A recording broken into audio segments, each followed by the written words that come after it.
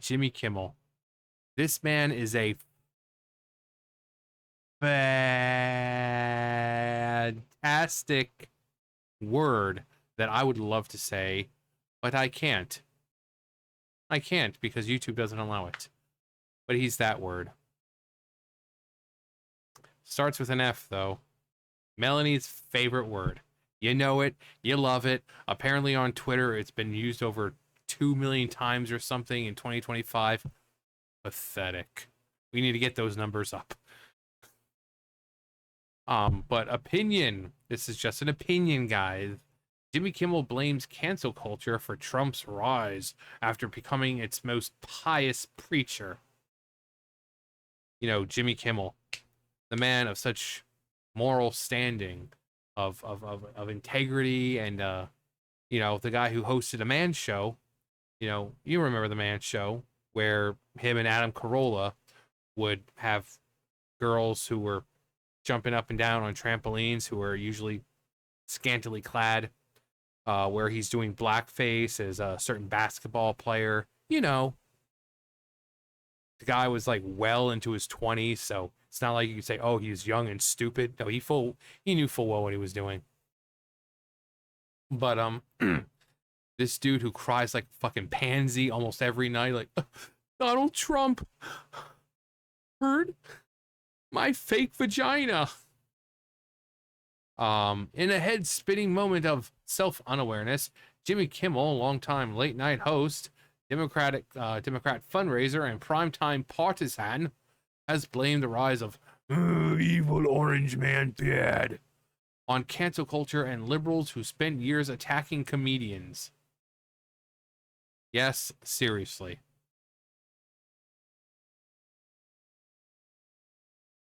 Let's see where he goes with this. I think these liberals who have done such a good job of viciously attacking comedians are a big part of the reason why Trump is the president right now. He said, despite years of preaching the progressive way, yeah, comedy isn't dead or, you know, or anything because of Trump. It's because of people like him. It's because no one knows everything is offensive. The only things that like left-wing comedians do is they keep it safe. They know that they're perfectly fine to make fun of conservatives, they make fun of Christians. That's what they do. You have like Dave Chappelle. He makes fun of everyone. He makes fun of everyone, whether he's part of that group or not, and that's why he's the GOAT. But you have moments where he'll say something about the gay community. Oh, and then suddenly everyone's up in arms and trying to cancel the guy.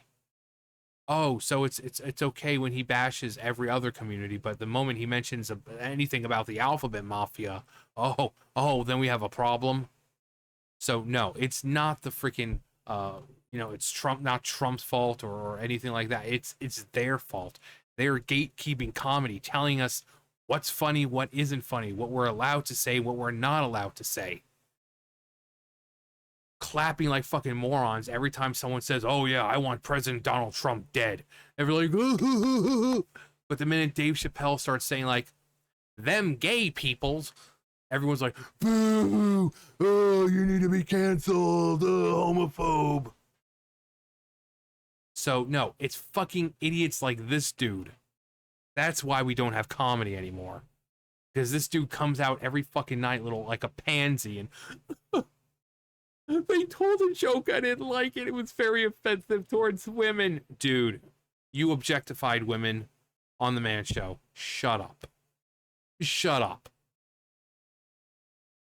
According to Kimmel, the culture of outrage and moral policing that took hold in the comedy world did more to push voters towards Trump than any political. Yeah, because people see how the left was, and they're like, you know what? We're tired of this. They're not trying to police comedy over there. They're still trying to be funny. So we're gonna vote for this guy. We're tired of the left. You know, it's like I'm a leftist, but these people are just so far left. You know, when you're leftist, but there are people who so far extreme left that you're considered a far right. You know it's bad. You know it's bad. When people in your own party will call you a far-right extremist because of how far they've gone. And he said, despite years of preaching the progressive way on late night TV, according to Kimmel, the culture of outrage and moral policing that took hold in the comedy world pushed voters towards President Trump than any other political campaign could have. But while the statement might sound like a based moment in introspection, it didn't last long. Kimmel immediately reverted back to his usual routine, bashing conservatives, mocking Republican concerns, and clinging to the same ideological commentary that made the show practically unwatchable for anyone outside his political bubble. Yeah, and that's another reason. He's a late night comedian, and all he does is like, oh, President Trump, am I right? And everyone's like, duh, duh. I say like a bunch of freaking seals. They're just like, burr, burr, burr, burr, burr, burr. And then his next joke, he's like, oh, Elon Musk, am I right? The dude comes out, whines about Trump, whines about Elon Musk, talks about wanting to see political violence, and then they wonder why no one wants to agree with them anymore, or why no one wants to vote for that side anymore.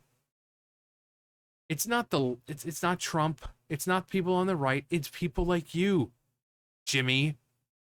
The ones who have the same routine for the last almost 15 years it's going to be.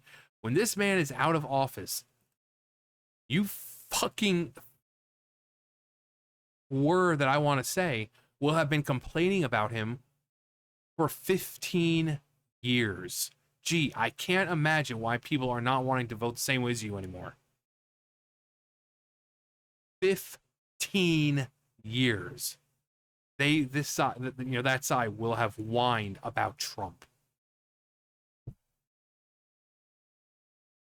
It's not the first time Kimmel has tried to walk a tightrope, admitting there's a problem with the current state of comedy, then doubling down on the very behavior driving audiences away. For those who have watched his career in the beginning, the sun in hand ringing over cancel culture feels like principle more than panic. Because the truth is, Jimmy Kimmel helped build the environment he's now blaming. From offensive shock comic to progressive icon, before he was delivering monologues and crying like a fucking pansy every night about healthcare and elections, Jimmy Kimmel was hosting the Man Show with Adam Carolla, who seems to be pretty cool now. I mean, he was always cool, but he seems to kind of stay away from things, it seems. I mean, he might have something once in a while, but really not much. Raunchy, unapologetically crude Comedy Central series known for its frat boy energy and total lack of filter. Every episode ended with chicks jumping on trampolines, a segment so deliberately objectifying that it would get any other comedian destroyed today by the very people Kimmel panders to on Disney-owned ABC each and every week. It wasn't satire, it wasn't comedy. It was exactly what it looked like. Two guys on stage laughing about women while women bounced in slow motion. The humor was juvenile, irreverent, and exactly the kind of thing today's progressive tastemakers would label problematic.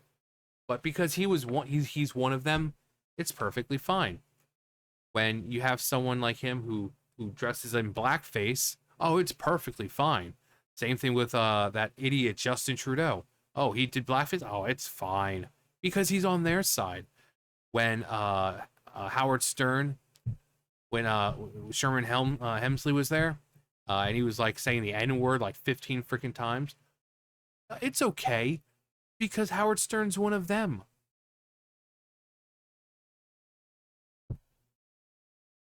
So it's okay to be problematic as long as you're on the right side of history. If you don't remember the Man Show, let me refresh your memory with the video where the champion of women's rights himself tricks women into signing a petition to take away their right to vote. Worst moments in man history. 1920. Men give women the right to vote.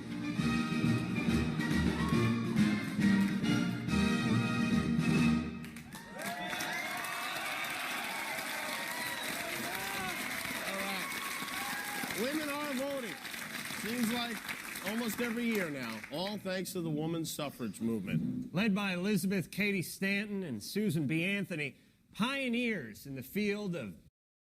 Susan B. Anthony always out doing stuff, walking around and holding up signs. Susan B. Anthony always out doing stuff. bitching, moaning, and complaining. But after all their struggle and sacrifice, how many women today even know what the word suffrage means? We hit the streets to find out. How long is this going to go on? Ladies, unite against suffrage. End the suffraging now. We're trying to stop the suffrage and the suffrage of women in this country. Sir? I would be happy to sign. Thank you very much. You've saved the dolphins. Now let's stop the suffrage. I do this for personal reasons. My mother, two of my aunts, and my sister all suffrage last year. Tell me what the 19th Amendment is. The 19th Amendment is very unjust. Men are going to help us stop Men suffrage? and women These to men are. stop this. I'm not sure about this guy. What about male suffrage? No, that's okay. The ignorance is really the big problem with this country. Ignorance is bliss. What am I signing? Free American flags here. Collect them and trade them. Help us end the suffraging and get a merit badge. Maybe one day you won't be pimping those cookies all day, you know? We'd like you to sign this petition to stop women's suffrage. We could get these kids some clothes. It's the young people in America that are going to help change. Whereabouts and name are you from? I'm from Hue. Boy, you know a guy named Jeff? I'm totally confused. We want to stop the suffraging in this country. Isn't suffrage women's right to vote? Confidential, yeah. Pretty confident. So you're Between trying to us. stop women's right to vote? Thank you very much. We're This trying is a to stupid end- thing. They're saying stop. See, that's what the Man Show was. It was stupid.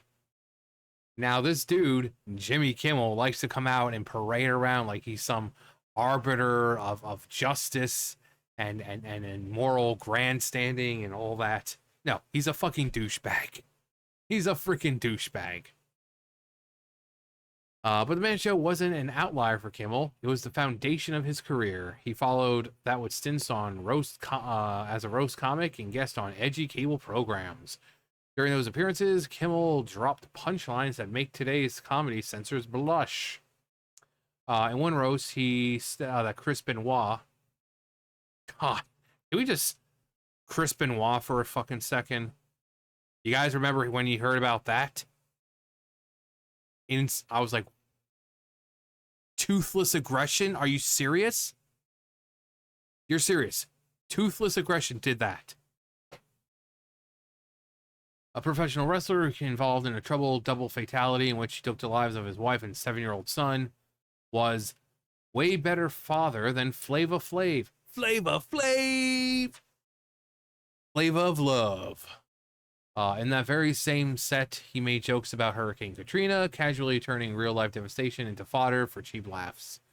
And this was in 2007, a mere 2 years after the national tragedy occurred. Back then, Kimmel wasn't just getting away with it, he was celebrated for it. He was seen as edgy, bold, and willing to say what others wouldn't. The kind of comic that today's industry gatekeepers would cancel in a heartbeat. Yeah. Again, look at Dave Chappelle. He makes fun of everyone. It's not just the gay community or LGBTQ plus community. He makes fun of everyone. He makes fun of his own people. But no, you say something about gay people or trans, and they're like, that's not funny. That's not funny. You need to be canceled because you are saying incredibly offensive things and people are going to get hurt. That's exactly what this dude was doing. But everyone is so fucking sensitive, such a pansy now. Reinvention of by agenda. Fast forward to today, and that version of Kimmel is nowhere to be found. Yeah, now he's like, growing up in a world where women don't have rights. I'm sorry, what rights do women not have? Oh, you're right. You're right. They don't have rights right now. They don't have the right to use a bathroom without having some fucking dude who looks like me walking in claiming to be a female. Obviously, I'm not walking into a women's bathroom claiming, but no. It's like the dudes don't even try to look female. They just identify as female. Freaking big hairy dudes, bigger than me coming in. saying they identify as female. You're right. They don't have rights. Having women's sports where dudes who look like me, who are 6'4", like me, just stroll on in and just dominate. Yeah, you're right. Women don't have rights. Now he's crying on air after elections, fundraising for Democrats, and delivering nightly lectures disguised as comedy. Not even lectures. He's just whining about Donald Trump. His show has morphed into a pipeline for political messaging, complete with softball interviews for friendly guests and sneering monologues for everyone else. While he claims to hate cancel culture, he's benefited from it more than most. For years, Kimmel's progressive transformation was rewarded by magazine covers, industry awards, and glowing coverage from the same media class that should, on paper, recoil at his past. Yeah, funny how they never hold anything against him. Twitter will go and dig something up from 10 years ago that someone said, like some celebrity said, and they'll, oh, he needs to be canceled. Jimmy Kimmel has done blackface, objectified women, all these other terrible things, and they give him a pass because he votes the same way as them. His ratings, however, tell a different story. Its audiences grow weary of, it's like, oh boy, another Donald Trump joke. Another Donald Trump joke. Oh boy, I can't wait to hear what he has to say about him this time. Oh no, he's complaining about Elon Musk again.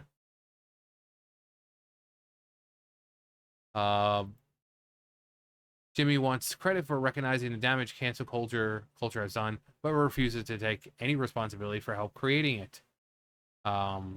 He says he believes no one should be canceled, yet spent years cheering on the very mob that now threatens the careers of comics who don't do what he used to do for a living. Yeah, like the same thing he was doing back then, they're still doing, and it's like, oh, you need to be canceled. You're problematic. That is literal violence. It is literal violence. He mocks those who take offenses at jokes, but only when the jokes don't align with his political leanings. He speaks of nuance in comedy, but only offers nuance when it protects his side. Even his version of patriotism is wrapped in contradiction. In the same interview, Kimmel said, I still put up a flag on the 4th of July, and I'm never going to stop doing that because I'm never going to stop letting them have that symbol. Because I'm never going to let them have that symbol. It's a telling quote. Kimmel doesn't see the American flag as an unifying symbol. It's a trophy in a culture battle. In his world, symbols aren't national, they're political. So, who is Jimmy Kimmel? He's a funny guy. He was a funny guy. I mean, we all know who Jimmy Kimmel is. But, yeah, Jimmy Kimmel. Yeah, it's people like him. Like, he is a comedian, and he sits there and whines when people tell jokes. What? That the person at Trump's press conference made a joke, and it was very offensive, and it hurt my vagina, and my child came in crying, and I couldn't help but cry then because I'm a fucking pussy, and my wife said that I need to grow up, and Orange Man Bad has made my life so horrible. Why are people acting like this? You know, the gatekeeping comedy. Again, they go after Dave Chappelle. The dude can joke about black people. They're fine. They say nothing. He can joke about illegal immigrants. Nothing happens. And of course, you can joke about conservatives, Christians. But the minute you say something about gay people or trans, all these comedians, all these left-wingers will come out and freaking try to cancel you. Same thing like this guy. He will come out and be like, oh, Dave Chappelle says something very offensive about the LGBTQ plus community, and that's not appropriate. There are people out there who live in fear because they can't come out and be who they are. And blah, blah, blah. You know, so when you have a comedian gatekeeping comedy, this whole cancel thing is because of you, Jimmy. It's because of you. And the more you guys do it, the more people are going to vote for someone like Trump. Because you guys bash him constantly, and it doesn't keep him down at all. He just comes back stronger. For the last 10 years, 10 years now, every time you people go after him, he comes back stronger. And people are looking at that like, wow. After all the crap they've done to him, the constant negative press on him, the constant having this man sit in freaking courtrooms because of some stupid charge, they have done everything they could to this guy, and he comes back stronger. They freaking shoot at the guy. He comes back stronger. And then you have the left. Donald Trump hurt my fake vagina. You have dudes like freaking Rachel Madcow who are sitting there complaining about some dude at the White House wanting to, fresh-baked cookies for his guests. That's hard-hitting news. Gee, I can't imagine why people aren't voting for, Democrats anymore. Can't imagine why. Can't imagine, Jimmy. Can't imagine. When you have some dude talking about, like, ugh.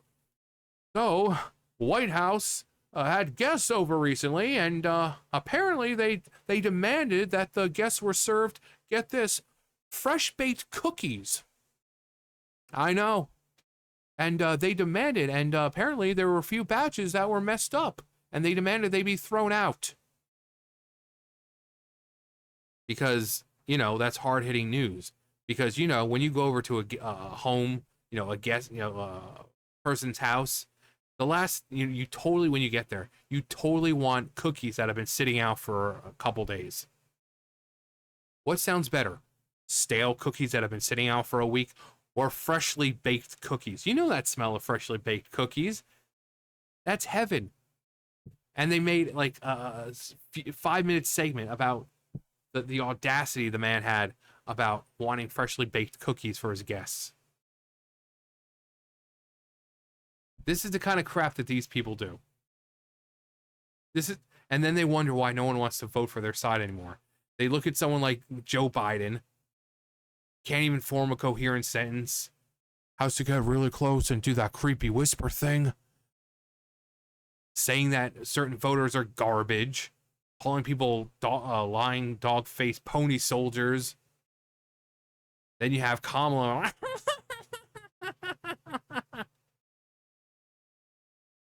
Yesterday was yesterday. Tomorrow is tomorrow. So we need to live today as it was tomorrow yesterday. It's like, it's just word salad.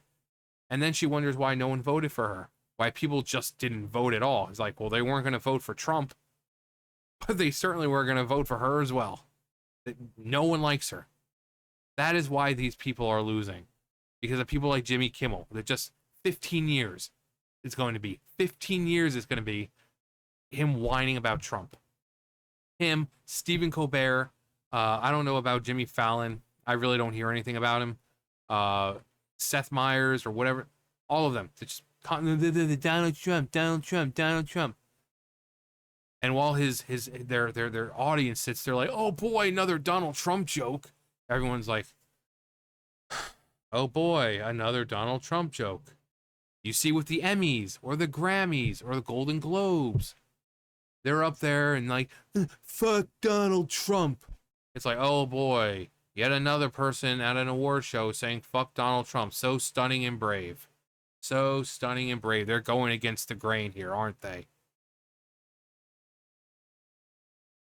And Jimmy Kimmel is one of those people. He's helped create the very thing that he's now whining about. You can't make this shit up. Anyway. The Man Show. That's going to do it for me. You guys know the drill. I'll see you guys later. Bye, guys.